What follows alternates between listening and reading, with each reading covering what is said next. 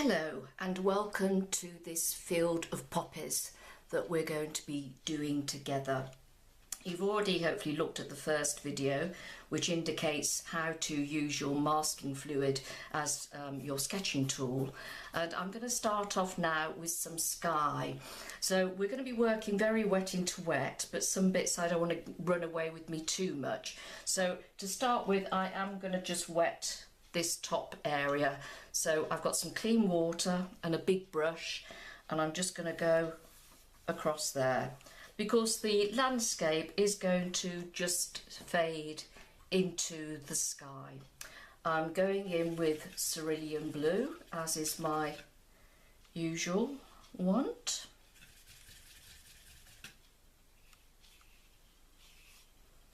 I'm just going to let that play on the paper for a bit. It's very warm today, so I'm going to add some more water. Do remember when you're painting wet on wet that you need to have plenty, if you're mixing colour, you need to have plenty mixed up beforehand, but also you might have to keep wetting the area if you're working in a very warm climate, warm atmosphere.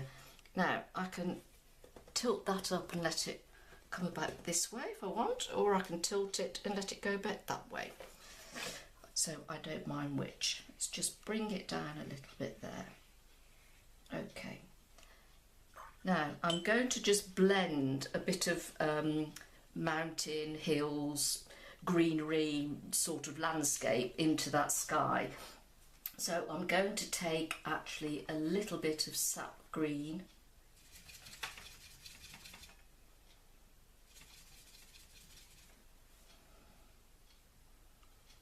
This is just the first coat. We will of course do some colour adjusting as we go along. But let's just, that's our horizon effectively. See, quick and easy, no messing about, just get it on there. Okay, now if you hadn't worked this out already, these areas here are the poppy heads. Okay, and the reason I've put masking fluid on the edges of the petals is to effectively give me a highlight, which may sound a bit odd, but it gives you a little more depth and interest to your painting. This is going to be basically a cornfield with bits of grass in, and I've done lots of little bits of blades with masking fluid, so that'll break it up quite nicely. So I'm going to start back down here a little bit, and I'm just going to wet an area very loosely, just around the bottom, not on the heads. And I'm going to put in a bit of a yellow ochre.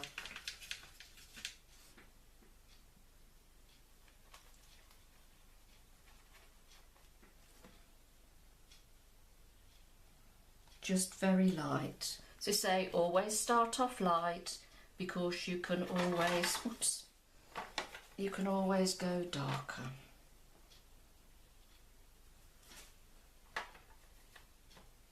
That's not yellow ochre, that bit.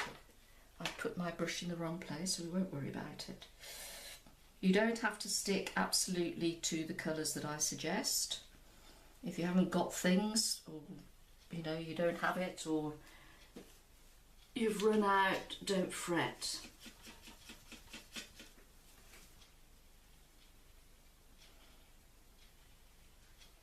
And again, just some water. Just to bring that up. I'm avoiding going on the poppy heads, although the red will be an extremely dominant colour. I don't want to confuse things too much.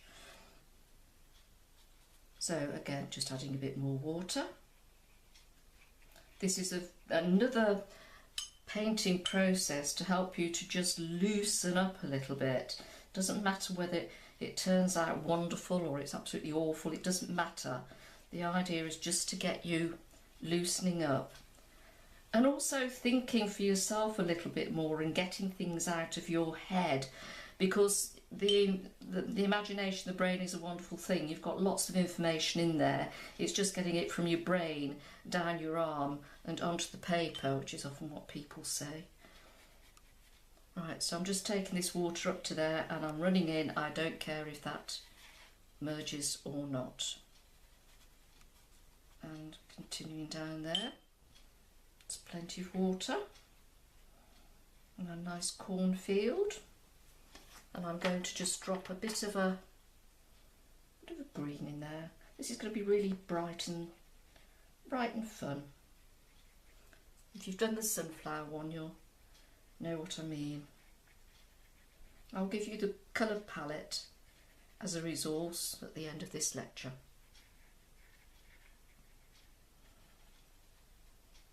Let's go back to the distance. Just put a little bit more green in, and I'm just going to dive in with a bit of Prussian as well, because we want to push those further back.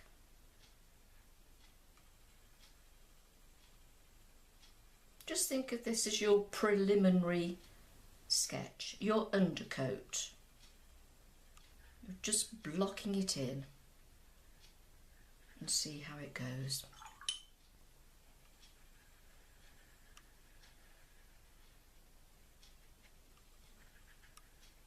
Right, well that's nice and wet. So we've got the idea of standing in or right next to this field with poppies, and then the field fades away towards a hedge and the base of some foothills, and then we've got the sky.